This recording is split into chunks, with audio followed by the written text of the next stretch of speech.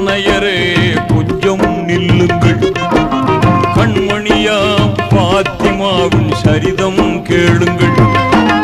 கன்னியரே அன்னையரே கொஞ்சம் நில்லுங்கள். கண்மணியாம் பாத்திமாவின் சரிதம் கேளுங்கள்.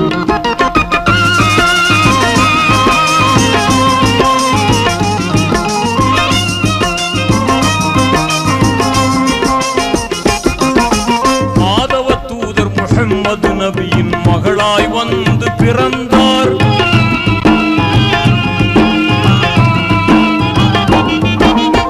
ஆதவ தூதர் முஹம்மது நபியின் மகளாய் வந்து பிறந்தார்.